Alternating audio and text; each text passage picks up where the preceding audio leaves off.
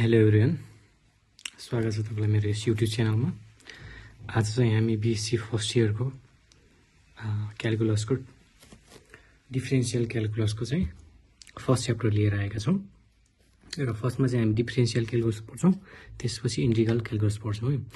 ल आज चाहिँ फर्स्ट च्याप्टर छ। फर्स्ट च्याप्टर भन्दा पनि फर्स्ट च्याप्टरमा चाहिँ लिमिट एन्ड कन्टिन्युटी छ, त्यसमा चाहिँ आफूले बुझ्नको लागि हल्का रिभाइज गर्ने हो।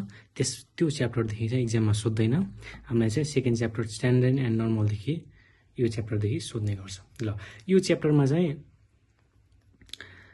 4 मार्क्स या 7 मार्क्स, 4 मार्क्स त फिक्स नै हो होइन, 4 मार्क्स त फिक्स सोध्छ नै सोध्छ। 7 मार्क्स कहिलेकाहीँ 4 मार्क्स सोध्छ न, प्राय 7 मार्क्स सोध्छ। र यसमा पढ्नुपर्ने टपिकहरू चाहिँ के छ भनेपछि सब ट्यान्जेन्ट, सब नर्मल है, कार्टेसियन फर्ममा, अनि derivative of arc length, polar equation of sub tangent and sub normal. यो sub tangent and sub normal Cartesian फर्ममा, यो पोलर फर्ममा। अहिले सबै बुझाउँछु म के हो कार्टेसियन फर्म, के हो पोलर फर्म। अनि त्यसपछि अर्को छ angle between radius vector and tangent. यो चाहिँ इम्पोर्टेन्ट छ है, सबैभन्दा इम्पोर्टेन्ट चाहिँ यो angle between radius vector and tangent. अनि अर्को छ पेडल इक्वेसन। यो चाहिँ हाम्रो यस टपिकमा पढ्नुपर्ने, यस च्याप्टरमा पढ्नुपर्ने टपिकहरू हो। अब चाहिँ हामी थोरै सुरुमा सानो क्लासमा पढेका कुराहरूलाई चाहिँ रिभाइज गरौँ है त। हामीले पहिला नै पढेको चाहिँ रिभाइज गरौँ है त। यसमा के छ भनेपछि जस्तो अब फर्स्टमा चाहिँ बुझौँ है त, ट्यान्जेन्ट र नर्मल के, यो सबै सानो क्लासमा अगाडि नै पढेको, हामी 9, 10मा 11, 12मा पढिसकेको कुरा हो। ट्यान्जेन्ट एन्ड नर्मल, ट्यान्जेन्ट भनेको के हो त्यो बुझौँ है पहिला। ल सुरुमा त जस्तो हामीसँग कुनै पनि एउटा कर्भ छ है, यो एक्स एक्सिस, यो वाइ एक्सिस, अनि त्यसपछि हामीसँग कुनै पनि एउटा कर्भ छ है, वाइ इक्वल टु एफएक्स भन्ने कुनै एउटा कर्भ अथवा फङ्सन छ, कर्भ छ।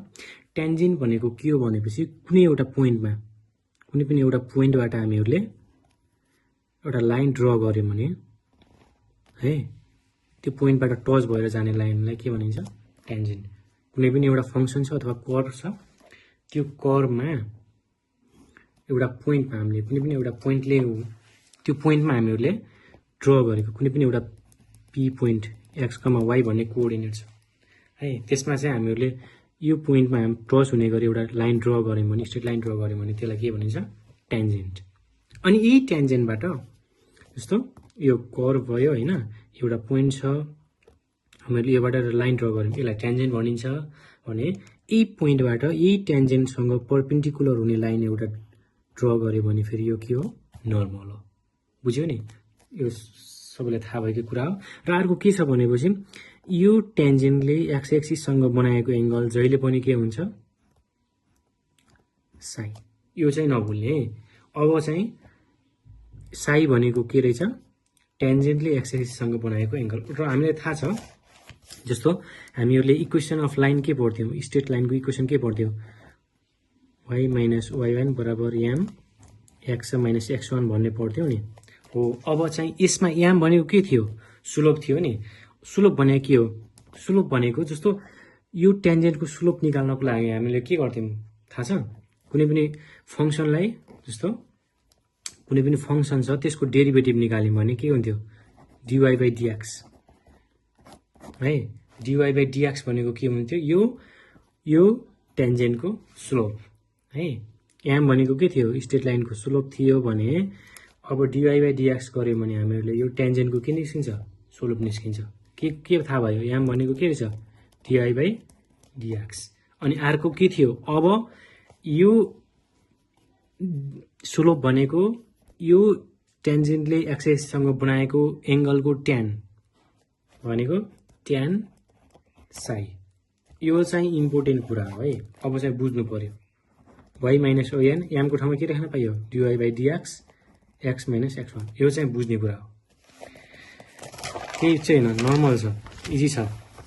के छ भनेपछि जस्तो कुनै पनि एउटा फङ्सन छ अथवा कर्भ छ, कर्भमा हामीहरूले कुनै पनि पोइन्टमा एउटा लाइन ड्र गऱ्यौँ भने त्यो पोइन्टलाई टच गरेर लाइन जाने लाइनलाई के भनिन्छ, परपेन्डिकुलर हो। त्यो ट्यान्जेन्ट, त्यो ट्यान्जेन्टबाट हामीहरूले एउटा नर्मल लाइन ड्र गऱ्यौँ भने त्यो एउटा पर्पेन्डिकुलर लाइन ड्र गर्यो भने त्यो हो नर्मल।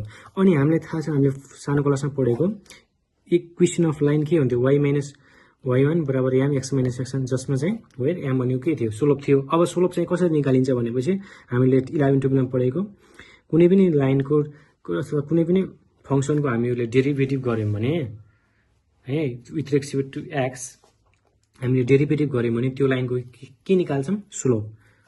त्यो स्लोप भनेको अर्को के हो, त्यो एङ्गलले एक्सिससँग बनाएको एङ्गलको ट्यान लियो भने ट्यान साइ लियौँ भने पनि के हुन्छ, त्यो हो स्लोप। अब यो याद राखिराख्ने, ट्यान साइ बराबर डिवाई बाई डिएक्स, यो चाहिँ अब दिमागमा राखिराख्ने, बुझ्यो नि, केही छैन। अनि अर्को थियो दुईवटा लाइन प्यारालल भयो भने के हुन्थ्यो, m1 र m2 इक्वल हुन्थ्यो। कुन एउटा लाइनको स्लोप m1 अर्को लाइनको स्लोप m2 थियो भने के हुन्थ्यो, लाइन प्यारालल छन् भने के हुन्थ्यो, स्लोप इक्वल हुन्थ्यो। परपेन्डिकुलर लाइन छन् भने यिन दुईटाको स्लोपलाई मल्टिप्लाई गर्दा के आउँथ्यो, -1। m1 m2 भनेको स्लोप। अब थाहा हुनु पर्यो, यो चाहिँ बेसिक कुरा गर्ने, बेसिक है, यसमा चाहिँ बुझ्नुपर्ने कुरा यही हो।